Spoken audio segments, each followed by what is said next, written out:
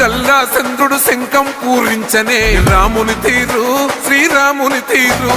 సమరం చేద్దామంటూ సైన్యం కదిలొచ్చనే హనుమంతుల తీరు ఇది ఆంధ్రుల పోరు ఒక యుద్ధం పుట్టింది సీమాంధ్రుల కోసం ఈ రాక్షస పోరు